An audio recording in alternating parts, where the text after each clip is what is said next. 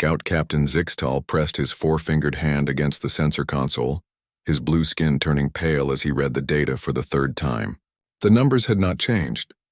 They could not be right, yet there they were, glowing on his screen like a warning from the ancient gods his people once worshipped. The bridge of the scout ship's silent wind hummed quietly around him. His crew of 5 worked at their stations, unaware that their captain had just discovered something that would shake the very foundations of galactic civilization. Zixtal's large, dark eyes blinked slowly as he tried to make sense of what his instruments were telling him. The Sol system lay before them, a small yellow star with several rocky planets circling it. According to the Galactic Council's records, this system contained a primitive species called humans. The last survey, conducted only 200 galactic cycles ago, had classified them as level 2 on the civilization scale. They had barely managed to reach their own moon using crude chemical rockets. Their technology was laughably simple, their society fractured into competing nation-states, and their understanding of physics was elementary at best. But the readings on Zixtal's console told a very different story. "Captain," called Navigation Officer Kethra from her station. Her voice carried the musical quality typical of their species, the Veltari. "We have completed our standard survey sweep of the outer system. Shall we proceed to the inhabited world?" Zixtal did not answer immediately. His mind raced as he studied the energy signatures his sensors had detected. Fusion reactions, but not the messy, inefficient fusion that primitive species typically managed when they first discovered nuclear power. These were clean, controlled, and impossibly advanced. The electromagnetic emissions were equally puzzling. Instead of the chaotic radio waves and crude transmissions typical of a level 2 civilization, there were organized, encrypted data streams that his ship's computers could not decode. Most disturbing of all was the massive object moving through the asteroid belt between the 4th and 5th planets. It was huge, easily 10 times larger than his scout ship, and it was moving with clear purpose. The object's hull absorbed most sensor scans, making it difficult to get detailed readings. But what little data he could gather suggested technology far beyond what humans should possess. "Captain," Kethra repeated, concern creeping into her voice. "Run a complete diagnostic on all sensor arrays," Zixtal ordered, his voice steady despite his racing thoughts. "I want to ensure our equipment is functioning properly." Communications Officer Vexen looked up from his station. "Sir, diagnostics show all systems operating within normal parameters. Is there a problem?" Zixtal stared at the display showing the mysterious object in the asteroid belt. As he watched, it changed course slightly, adjusting its trajectory with precision that spoke of advanced maneuvering systems. No primitive species should be able to build something like that, let alone operate it so skillfully. "Kethra, how long since the last official survey of this system?" 207 cycles, Captain. The report classified the dominant species as emerging industrial, pre-space flight. Estimated time to achieve interplanetary travel was 500 to 1,000 cycles. The timeline made no sense. Even the most advanced species in the galaxy had taken millennia to progress from primitive rockets to true spaceflight capability. Yet here was evidence that humans had not only achieved spaceflight, but had developed technology that rivaled, and possibly exceeded, that of the Galactic Council's member species. Zixtal had served as a scout for over 30 cycles. He had surveyed dozens of systems, cataloged hundreds of species, and had never encountered anything like this. The protocols were clear about what to do when discovering advanced civilizations, but those protocols assumed the discovery would be expected. This violated everything the Council thought they knew about galactic development patterns. "Sir," Vexen called out, his tone urgent. "I'm detecting additional energy signatures from the 3rd planet. Multiple fusion reactors, orbital installations, and what appears to be a significant military presence." The blood in Zixtal's veins seemed to freeze. Military presence. The Galactic Council had not faced a true military threat in over 3,000 cycles. Their combined fleets were used primarily for exploration, disaster relief, and keeping peace between member worlds. The concept of encountering a hostile spacefaring civilization was something discussed only in ancient history classes. "Show me," Zixtal commanded. The main display flickered to life, showing a detailed scan of the 3rd planet, which the humans called Earth. What Zixtal saw made his stomach clench with fear. Orbital platforms surrounded the planet, some clearly defensive in nature. Energy readings suggested weapon systems of tremendous power. The planet's surface showed industrial development on a scale that dwarfed most Council worlds. But it was the ships that truly frightened him. Dozens of vessels moved through Earth's orbital space, ranging from small craft not much larger than his scout ship to massive constructions that defied conventional understanding of space combat engineering. The largest vessels showed power signatures that his instruments could barely measure. They were not just larger than Council ships. They were fundamentally different in design philosophy. Council vessels were built for efficiency, exploration, and defense. These human ships looked like they were built for one purpose: war. "Captain," Kethra whispered, "those energy readings. Some of those ships are showing antimatter signatures." Antimatter. The Council had theoretical knowledge of antimatter technology, but the engineering challenges had always been deemed too dangerous and too expensive to pursue. Only the most advanced member species had even attempted small-scale antimatter experiments, and none had succeeded in weaponizing it. Zixtal forced himself to think clearly. His duty was to gather information and report back to the Council. Personal fear could not be allowed to interfere with his mission. But as he studied the data streaming across his screens, he realized that this discovery would change everything the galaxy thought it knew about itself. "Begin recording all sensor data," he ordered. "Full spectrum analysis, encrypted storage, and maintain maximum distance from all human vessels." "Sir," Vexon said, "should we attempt communication? Standard first contact protocols?" The question hung in the air like a death sentence.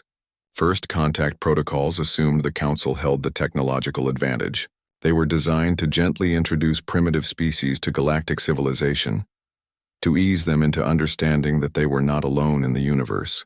But looking at the readouts from the human ships, Zixtal realized that humanity might be more advanced than the species trying to contact them. "Negative," he replied firmly. "We observe only.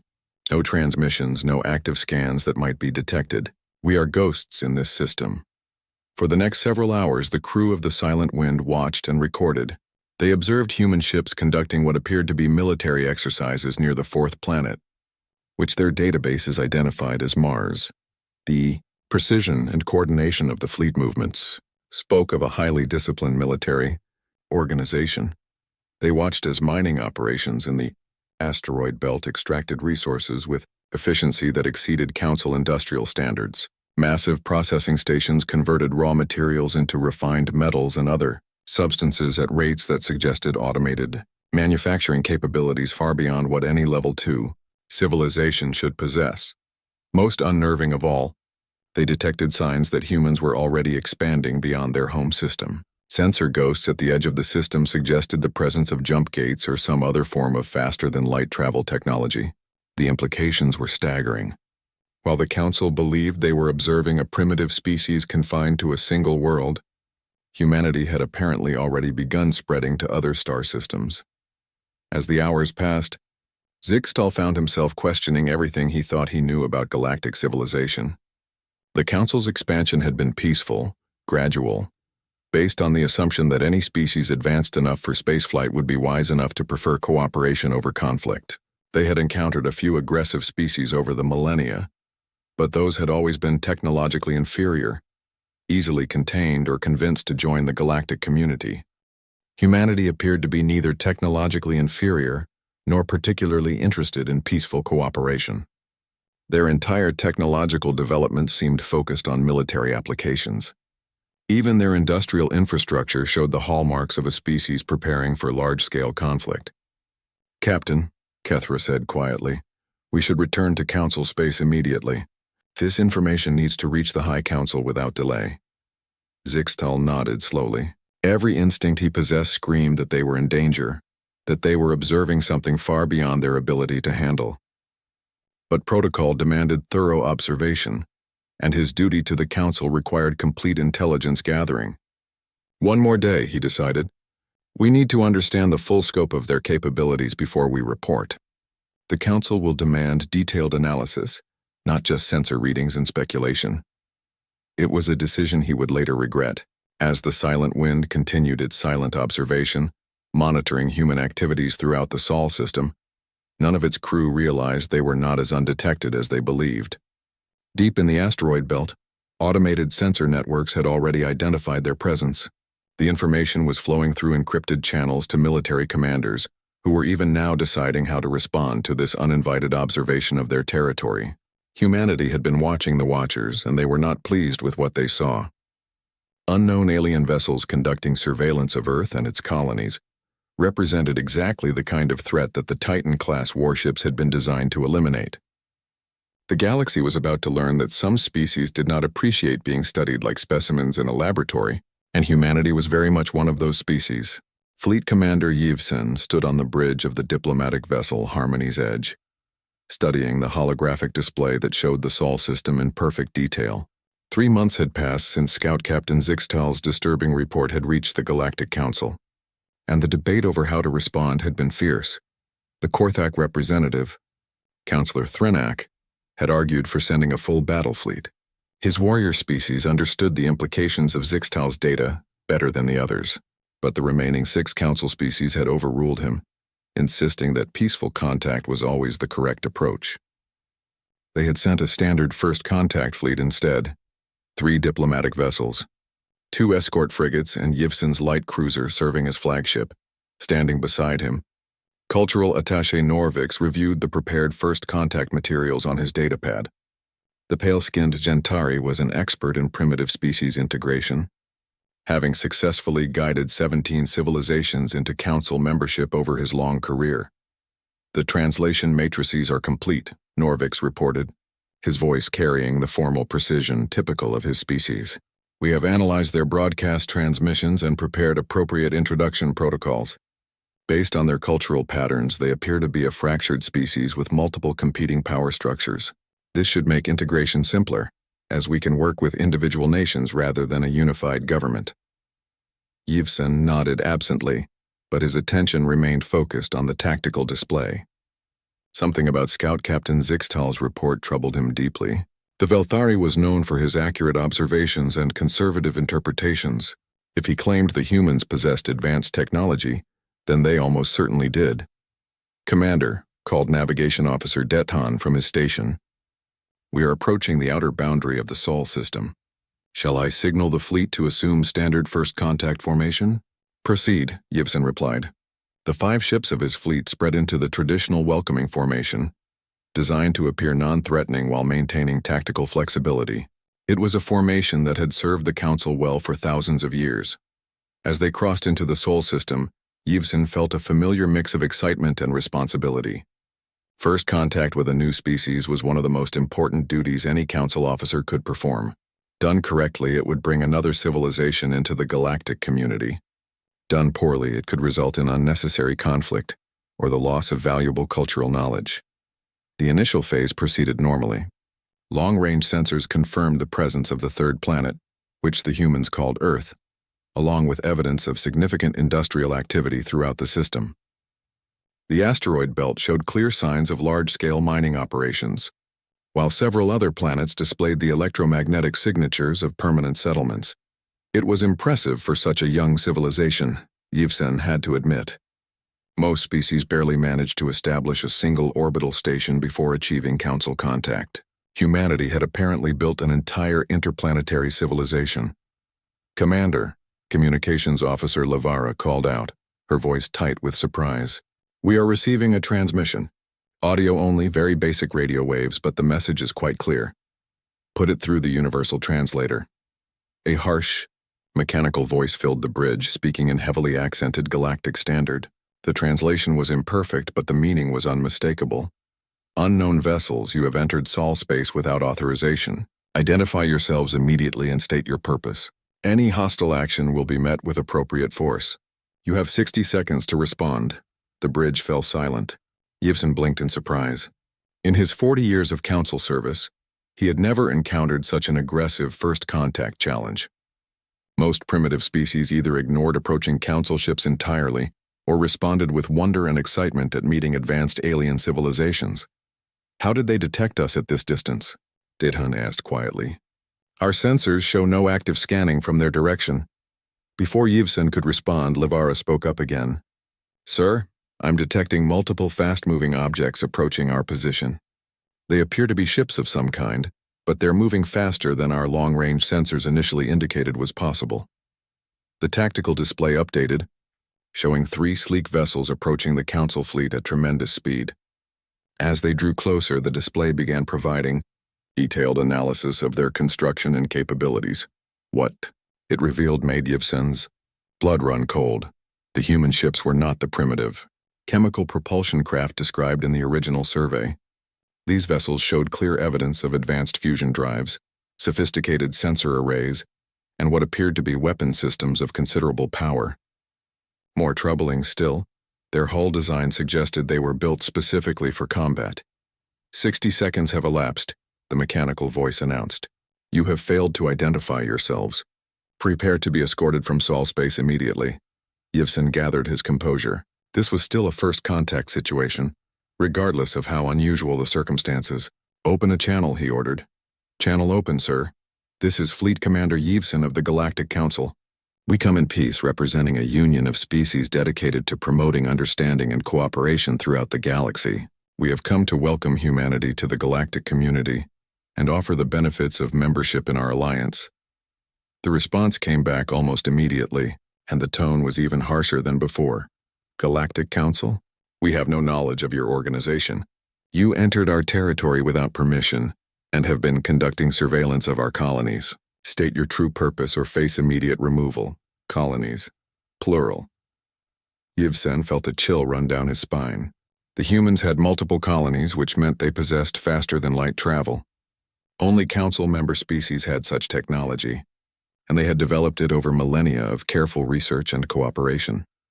There has been a misunderstanding, Yevsen replied, fighting to keep his voice calm. We are here to offer friendship and technological exchange. It is our custom to study potential member species to better understand how we might help them advance. Your study constitutes espionage. You will leave immediately. On the tactical display, the 3 human ships had taken up positions around the Council fleet. They had moved with precision and coordination that spoke of extensive military training. Worse, Yevsen's sensors were beginning to detect additional human vessels approaching from deeper in the system. Cultural attaché Norvix stepped forward, his expression troubled. Commander, this is highly unusual. Primitive species typically respond to first contact with curiosity or fear, not organized military resistance. Their reaction suggests they may be more advanced than our initial assessment indicated. Before Yevsen could respond, the tactical display flashed a warning. A massive object was approaching from the direction of Earth's moon, moving at speeds that should have been impossible for something of its apparent size. Commander, Dedhan called out, his voice filled with disbelief. You need to see this. The main viewer shifted to show long-range visual contact with the approaching object. When the image resolved, every person on the bridge fell silent. It was a ship, but unlike anything in Council records. The vessel was enormous, easily 3 times the size of their light cruiser, with a hull design that spoke of pure military function. Its dark surface seemed to absorb sensor beams, making detailed analysis difficult. But what readings they could obtain suggested armor thickness and weapon systems that dwarfed anything in the Council fleet. That cannot be a human vessel, Norvix whispered. No species develops ships of that size and complexity without centuries of spaceflight experience. But the evidence was undeniable. The massive warship bore the same technological signatures as the smaller human vessels, and its approach vector originated from Earth's orbital space. Fleet Commander Yevsen, came a new voice over the communication channel. This one was different from the mechanical translation they had been hearing. It was clearly a natural human voice, speaking accented but fluent galactic standard. This is Captain Elena Vasquez of the UES Retribution. You have been ordered to leave Sol space. This is your final warning. The UES Retribution. Even the name suggested military purpose. Yevsen studied the approaching vessel on his tactical display, noting the way it moved with predatory grace despite its massive size. Every instinct developed over decades of space service told him this was a warship designed by a species that understood conflict in ways the peaceful Council had forgotten. Captain Vasquez, he responded carefully, we mean no harm to your people. The Galactic Council exists to prevent conflict and promote peaceful cooperation between species. We only wish to extend an invitation to join our alliance. Your invitation is declined, came the immediate response.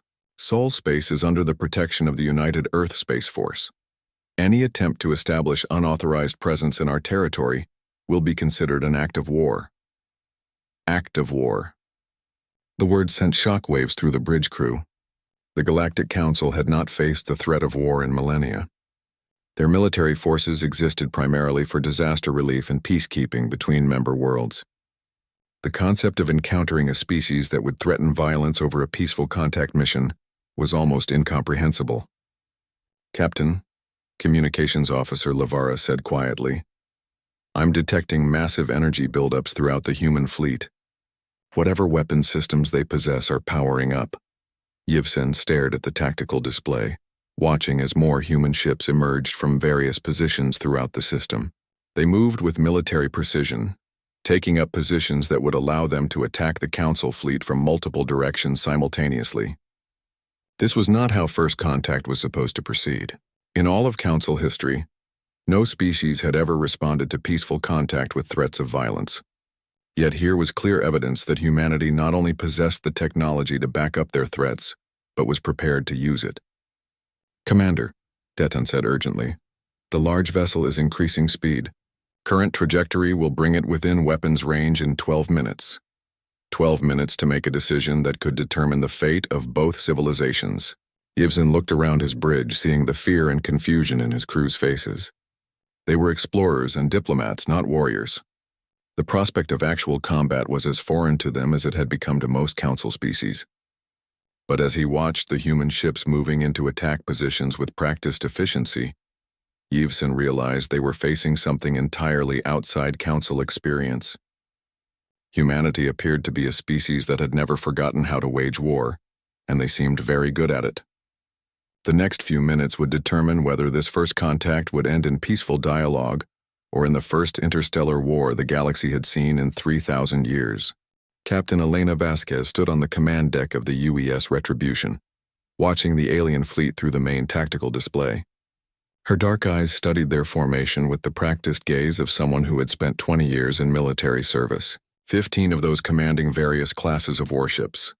The alien vessels maintained what appeared to be a defensive formation, but Elena could see it was designed more for appearance than tactical effectiveness. Their positioning suggested they were either very confident in their defensive capabilities or completely inexperienced in actual combat. Given their peaceful overtures, she suspected the latter. "Analysis complete, Captain," reported Commander Sarah Chen from the tactical station. 5 vessels total. The largest appears to be their command ship, roughly equivalent to a heavy cruiser by our standards. The others are smaller, likely escorts or support vessels. Their energy signatures suggest conventional fusion drives and what appear to be plasma-based weapon systems. Elena nodded, her expression remaining neutral. "Threat assessment? Minimal to non-existent," Chen replied without hesitation. "Their weapons would have trouble penetrating our outer armor, and their maneuverability is inferior to our destroyer-class vessels. However, their technology appears more advanced than our original intelligence suggested. That was the understatement of the century. When Earth's long-range monitoring stations had detected the alien scout ship 3 months ago, the military had expected eventual contact with a superior civilization. The discovery that these aliens possessed only marginally advanced technology had been both surprising and strategically valuable. "Captain," Communications Officer Lieutenant Torres called from his station. "The alien commander is requesting additional dialogue. He seems persistent about this Galactic Council invitation." Elena allowed herself a thin smile. In the 3 hours since the alien fleet had arrived in Sol space, their commander had made increasingly desperate attempts to establish peaceful communication. His cultural attaché had offered technology transfers, trade agreements, and scientific exchanges. What they seemed unable to understand was that humanity was not interested in joining their galactic community. "Put him through," Elena ordered. The voice of Fleet Commander Yevsen filled the bridge, speaking heavily accented standard English that their translation systems had learned from intercepted communications. "Captain Vasquez, please reconsider your position. The Galactic Council has successfully integrated over 300 species into our alliance. We offer protection, advanced technology, and access to the combined knowledge of countless civilizations. Your people would benefit greatly from membership." Elena exchanged glances with her senior staff. The alien commander's tone carried a note of genuine puzzlement, as if he could not understand why anyone would refuse what he clearly considered a generous offer. "Commander Yevzin," Elena replied, her voice carrying the calm authority that had served her well in countless military operations. "Let me be very clear. Humanity has no interest in joining your council. We have no interest in your protection, your technology, or your alliance. We want you to leave our territory and not return." The response came back quickly, and Elena could hear the growing frustration in the alien's voice. "Captain, I believe there has been a fundamental misunderstanding about the nature of our offer. Council membership is not optional for spacefaring species. Galactic stability requires that all advanced civilizations participate in our cooperative framework." Elena felt her jaw tighten. The alien's words confirmed what Earth's analysts had suspected from intercepted communications during their previous scouting mission. This Galactic Council apparently viewed itself as the legitimate authority over all intelligent life in the galaxy. "Commander Chen," Elena said quietly, without closing the communication channel. "Status on the rest of the fleet?" "The Titan-class vessels Sovereign and Devastator are moving into support positions. ETA 15 minutes. Destroyer squadrons are maintaining patrol positions throughout the outer system. All vessels report ready for combat operations." Elena turned back to the communication channel. "Commander Yevzin, you seem to be under the impression that you have some form of authority over human space. Let me correct that misunderstanding. The Sol system and all human colonies are under the protection of the United Earth Space Force. No external authority is recognized." The silence that followed stretched for nearly a minute. When the alien commander finally responded, his tone had shifted to something approaching desperation. "Captain, perhaps we should arrange a face-to-face meeting. I believe if you could speak directly with our cultural specialists, we could resolve these misunderstandings. The Council has procedures for species that initially resist integration. Given time and proper explanation, all civilizations come to understand the benefits of cooperation." Elena's expression hardened. The alien's words carried clear implications that resistance to their authority was temporary, something to be overcome through patient manipulation. It was exactly the kind of condescending attitude that had prompted Earth's military leadership to develop the Titan-class program in the first place. "Negative, Commander. There will be no meetings, no cultural exchanges, and no integration. You have 1 hour to exit Sol space. After that, your presence here will be considered an act of aggression." "Captain." The alien's voice took on a note of what might have been panic. "You cannot seriously be threatening military action against a council fleet. We represent the combined authority of hundreds of worlds. The consequences of attacking council vessels would be catastrophic for your species." Elena looked around her bridge, noting the grim expressions on her crew's faces. Every person aboard the Retribution had volunteered for this assignment, knowing it might lead to humanity's first interstellar war. They had trained for years, preparing for the possibility that contact with alien civilizations might not be the peaceful exchange envisioned by the diplomats and scientists. "Commander Chen," Elena said, still maintaining the open channel. "Are our guest observers ready for the demonstration?" "Yes, Captain. Long-range sensors from the Council fleet are actively scanning us. They should have clear readings of whatever we choose to show them." Elena nodded. It was time to provide these aliens with a practical education in human military capabilities. "Target selection? Asteroid designated Sierra 7, Captain. Approximately 12 kilometers diameter. Current position in the belt between Mars and Jupiter. No strategic value, no mining operations in the vicinity." "Excellent choice. Prepare main railgun for demonstration firing. Single projectile. 15% light speed." The bridge crew moved with practiced efficiency, their actions coordinated by years of training and dozens of combat simulations. The Retribution's primary weapon system came online with a low hum that could be felt throughout the massive ship. "Commander Yevzin," Elena said into the communication channel, "you have stated that your people represent superior technology and military power. Before you continue making threats about consequences, I suggest you observe what happens to objects that remain in Sol space without authorization." On the tactical display, targeting information flowed across the screen as the ship's computers calculated trajectories, gravitational influences, and dozens of other variables necessary for precise long-range engagement. The target asteroid appeared as a small dot on the main viewer, magnified and highlighted by the ship's imaging systems. "Main railgun charged and ready, Captain," reported Weapons Officer Lieutenant Commander Hayes. "All safety protocols satisfied. Ready to fire on your command."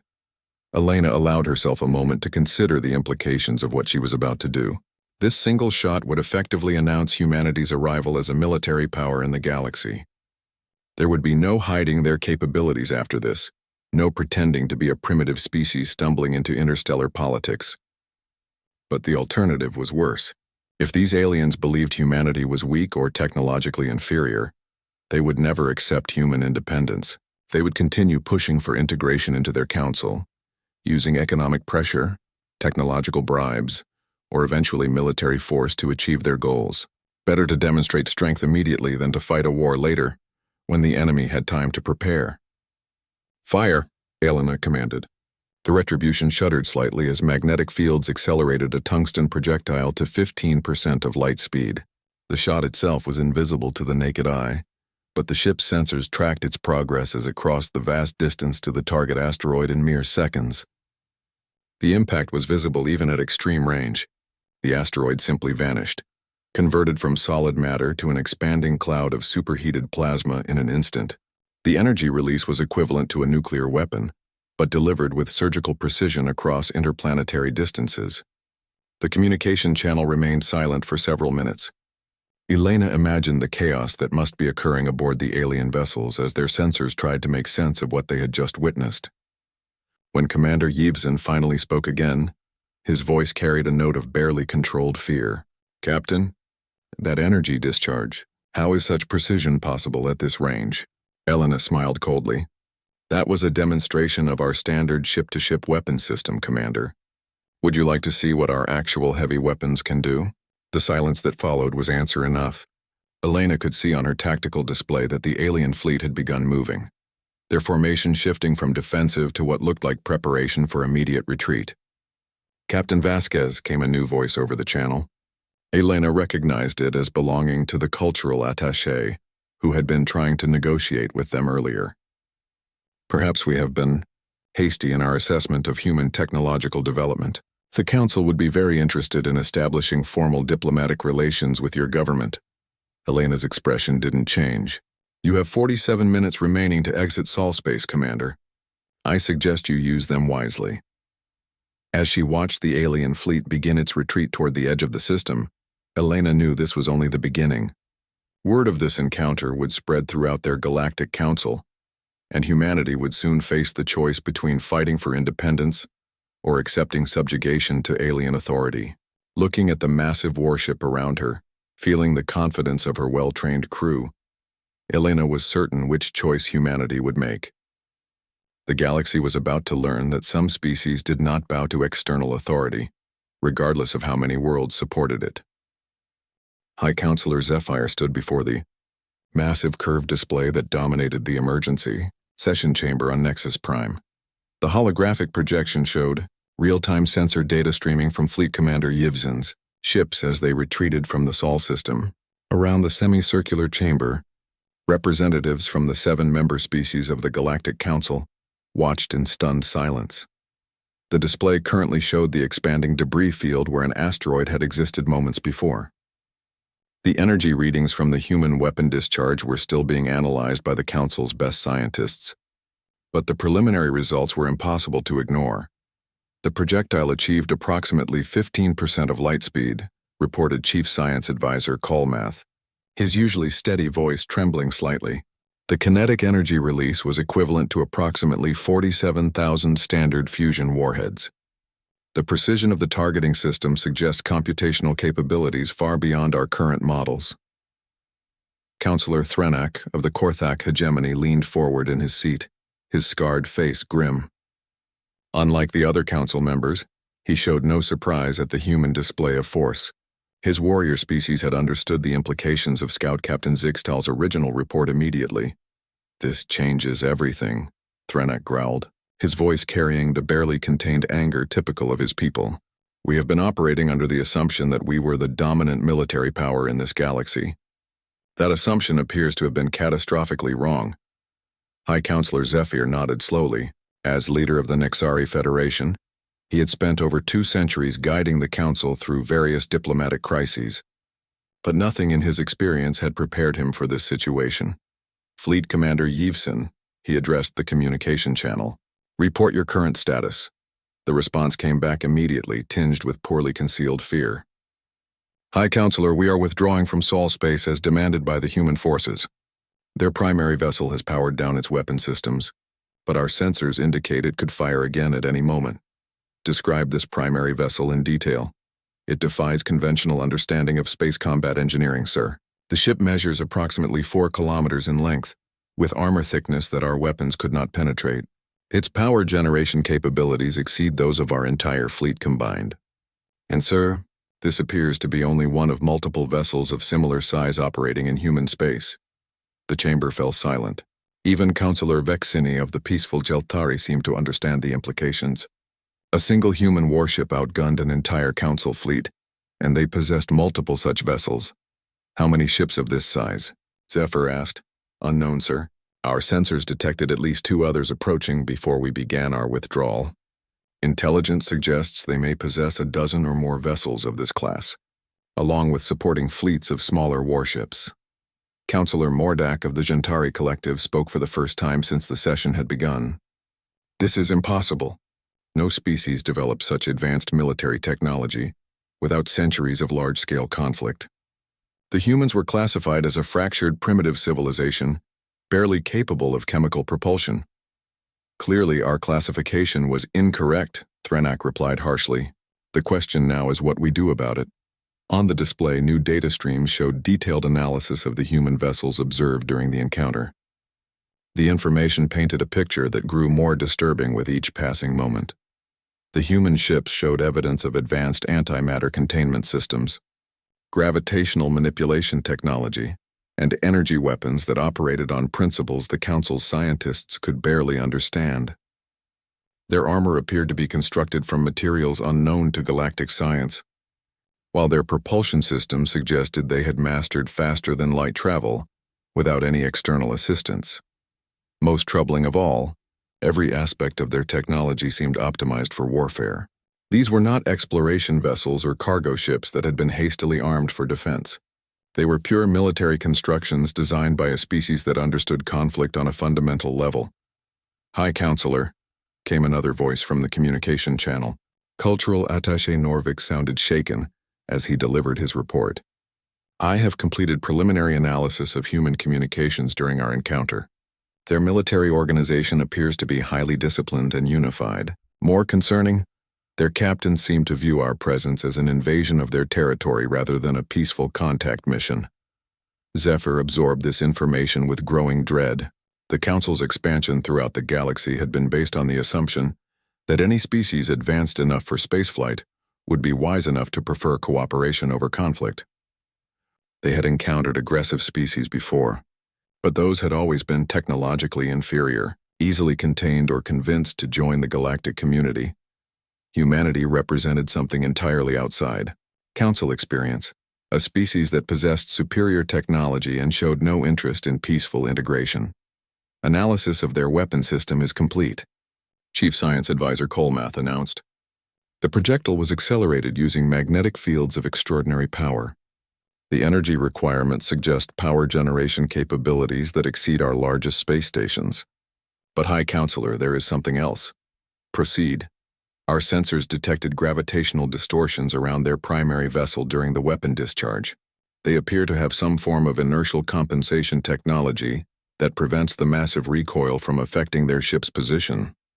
This suggests they could fire repeatedly without compromising their combat effectiveness. The implications hit the chamber like a physical blow. The human vessel could deliver devastating attacks with perfect accuracy, while maintaining its position and defensive capabilities. In a fleet engagement, such technology would provide an overwhelming tactical advantage. Fleet Commander Yevson, Zephyr called. "What is your assessment of human military doctrine, based on their behavior during the encounter?" The response came back immediately, as if Yevson had been dreading this question.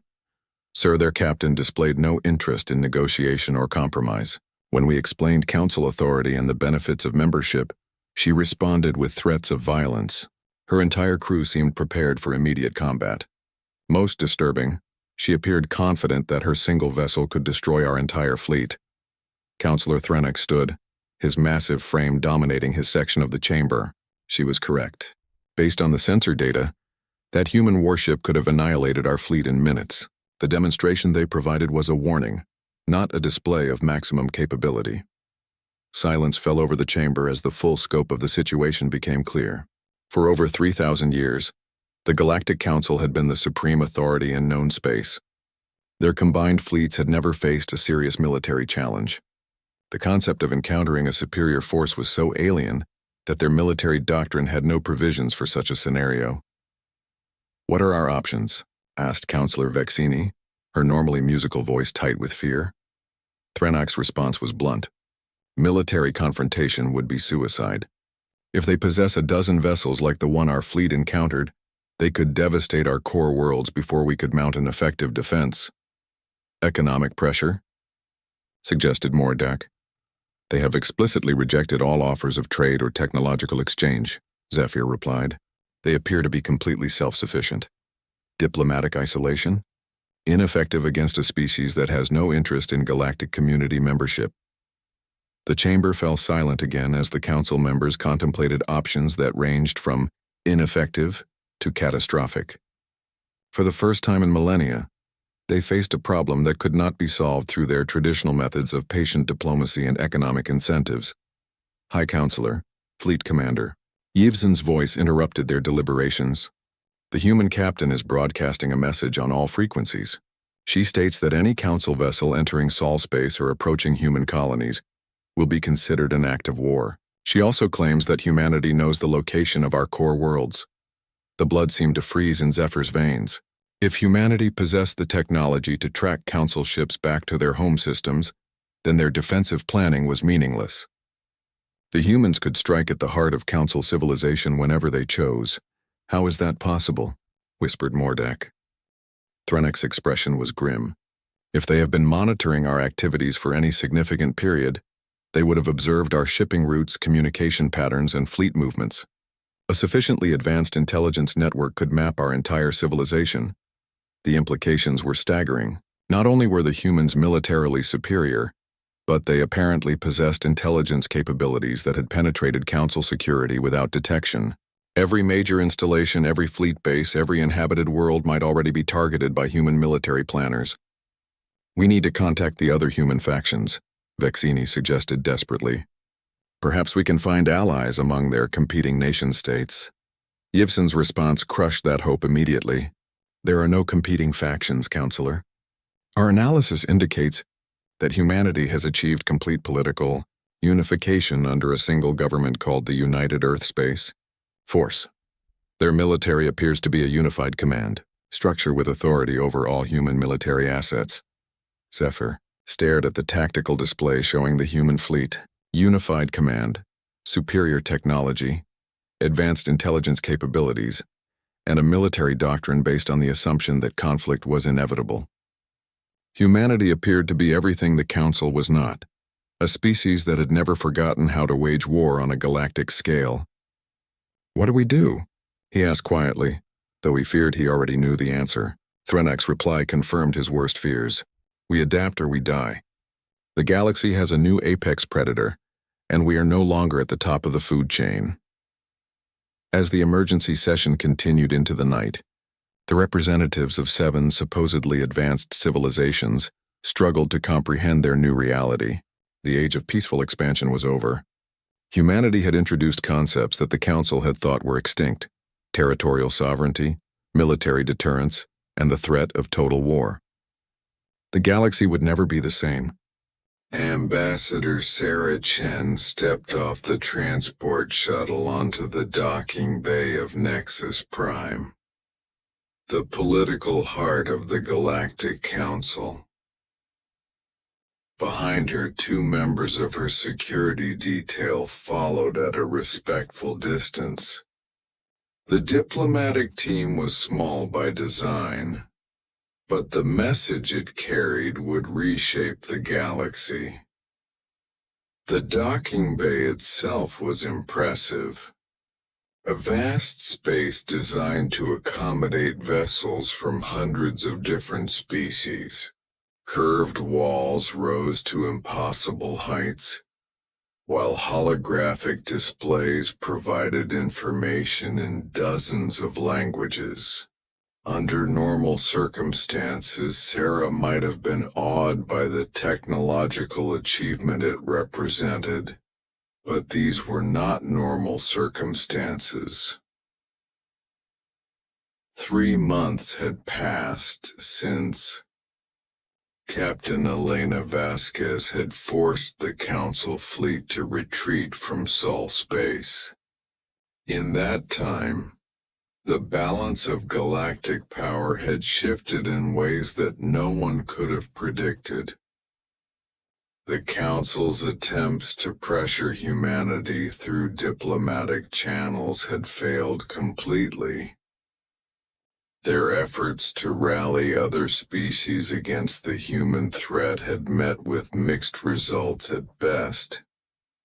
Most species remembered their own first contact with the Council, when they had been the technologically inferior party. The prospect of finally having protection from Council authority was appealing to many worlds that had never fully embraced their junior status in the galactic community. High Counselor Zephyr waited at the edge of the docking bay, flanked by representatives from each of the 7 Council species. His expression was carefully neutral, but Sarah could see the tension in his posture. This meeting had been requested by humanity, and the Council had agreed after weeks of increasingly desperate negotiations. Ambassador Chen, Zephyr said, his voice carrying formal diplomatic courtesy. Welcome to Nexus Prime. The Council appreciates your willingness to engage in peaceful dialogue. Sarah smiled politely, though both of them knew the Council had little choice in the matter.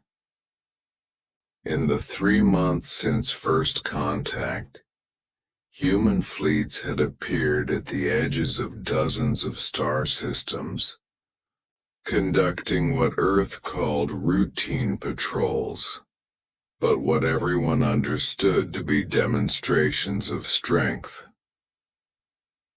High Counselor, Sarah replied, thank you for agreeing to this meeting.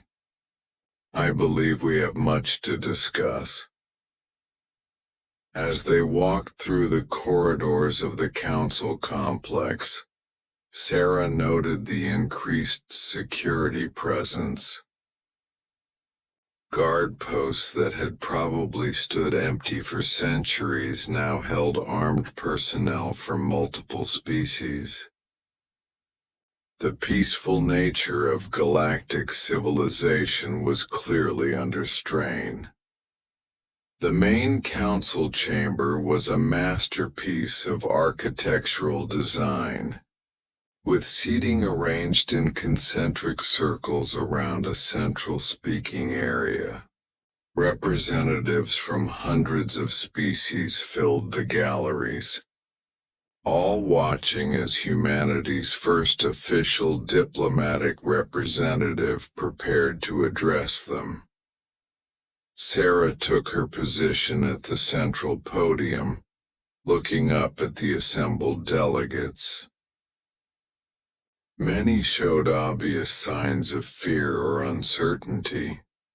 Others seemed curious about what the human representative would propose. A few, particularly those from species that had joined the council reluctantly, watched with barely concealed hope. Honored representatives, Sarah began, her voice carrying clearly through the chamber's advanced acoustics. I stand before you today not as a supplicant seeking membership in your organization, but as a representative of humanity offering a new path forward for galactic civilization. A murmur ran through the assembly. The traditional first contact speech involved humble requests for acceptance and promises to abide by council authority. Sarah's opening words made it clear this would be very different. For 3,000 years, the Galactic Council has maintained peace through a system based on technological superiority and economic dependence. Newly contacted species were offered membership in exchange for accepting council authority over their foreign relations, military development, and expansion rights. Sarah paused, allowing her words to sink in. Several council members shifted uncomfortably in their seats. Humanity rejects this system entirely. The chamber erupted in startled conversations. High Counselor Zephyr called for order, but it took several minutes for the noise to subside. "We do not seek council membership," Sarah continued. "We do not recognize council authority over human space or human affairs. We do not accept the principle that advanced civilizations have the right to dictate terms to less developed species." Counselor Threnak of the Korthak hegemony leaned forward. "Ambassador, your species cannot simply opt out of galactic civilization. The Council exists to prevent the kind of conflicts that devastated this galaxy in ancient times." Sarah turned to face him directly. "Counselor Threnak, I would argue that the Council has prevented conflict by eliminating the possibility of meaningful resistance to its authority. That is not peace. That is hegemony maintained through technological intimidation." The word struck the assembly like a physical blow. No species had ever publicly challenged the philosophical foundations of council authority. Such criticism had been unthinkable when the council possessed overwhelming technological and military superiority. "What are you proposing?" asked Counselor Vexini, her voice tight with suspicion. Sarah activated a holographic display that filled the air above the central speaking area. It showed a three-dimensional map of known space, with territories marked in different colors. "Humanity proposes a new galactic order based on the principle of sovereign equality. Each species controls its own territory, makes its own decisions about technological development, and conducts its own foreign relations without external interference." The display zoomed in to show the boundaries of human space, marked in red. The territory was larger than many council members had realized, encompassing not just the Sol system but dozens of other star systems that humanity had quietly colonized over the past several centuries. Species that wish to cooperate may form voluntary alliances based on mutual benefit rather than technological coercion. Species that prefer isolation may pursue their own development without interference. and species that choose aggression will face the consequences of their actions. Counselor Mordak of the Gentari Collective stood abruptly. This is chaos. Without central authority, conflicts are inevitable.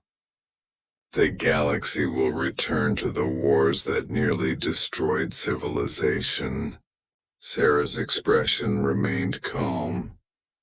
Counselor, the ancient wars you reference occurred when no single species possessed the technological capability to enforce galactic peace. That situation no longer exists. She gestured, and the holographic display shifted to show the positions of human military assets throughout known space. The scope of human expansion was staggering. Titan-class warships patrolled key shipping routes, while smaller vessels maintained presence in systems that had never seen human explorers. Humanity possesses both the capability and the will to prevent large-scale conflicts while respecting the sovereignty of individual species. We offer our protection to any world that requests it, and we guarantee swift retaliation against any species that attempts to subjugate others. The chamber fell silent as the implications became clear. Humanity was offering to replace the Council as the galaxy's dominant military power, but with a completely different philosophical approach. Instead of demanding submission, they offered protection while respecting independence. High Counselor Zephyr stood slowly.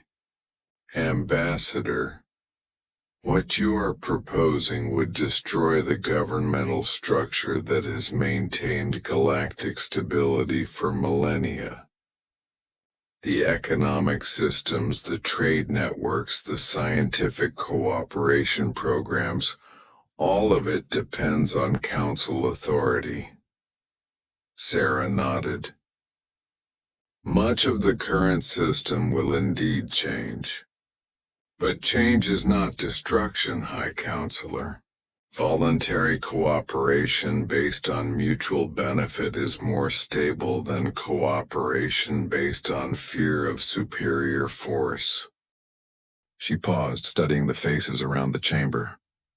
I would like to extend a formal invitation to the Council species to join humanity in creating this new galactic order.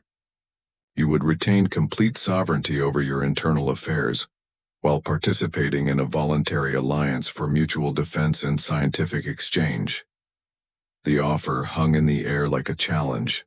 For the first time in Council history, a newly contacted species was offering membership to them rather than requesting it. Counselor Threnek was the first to respond. The Korthak hegemony accepts this invitation. Our warriors have long chafed under Council restrictions on military development. We would welcome the opportunity to resume our traditional role as protectors of our territory. One by one, other representatives began to stand. Some spoke of their species' desire for greater autonomy. Others mentioned economic opportunities that Council regulations had prevented. A few simply stated that they preferred to align themselves with the galaxy's new dominant power.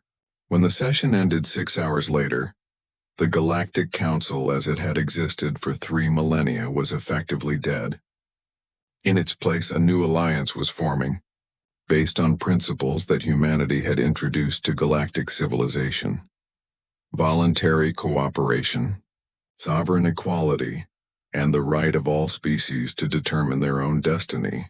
As Sarah prepared to return to her ship, High Counselor Zephyr approached her privately. Ambassador, he said quietly, I hope your species understands the magnitude of what you have accomplished today. You have not just changed galactic politics, You have fundamentally altered the nature of interstellar civilization. Sarah nodded solemnly. We understand, High Counselor. Humanity has no intention of becoming the Council's replacement. We want to create a galaxy where such replacement is unnecessary because no single species holds absolute authority over others. And if species arise that reject this new order, if they seek to conquer rather than cooperate, Sarah's expression hardened slightly. Then they will learn why humanity spent centuries perfecting the art of warfare, while other species were learning the art of diplomacy. The galaxy has room for many different approaches to civilization. It has no room for species that seek to dominate others. As she walked back to her transport, Sarah reflected on the day's events. Humanity had achieved something unprecedented in galactic history. They had overthrown an established order without firing a shot. The threat of overwhelming force had been sufficient to convince even the most stubborn council members that change was inevitable. But she also knew this was only the beginning. There would be species that rejected the new order, territories that resisted human influence, and conflicts that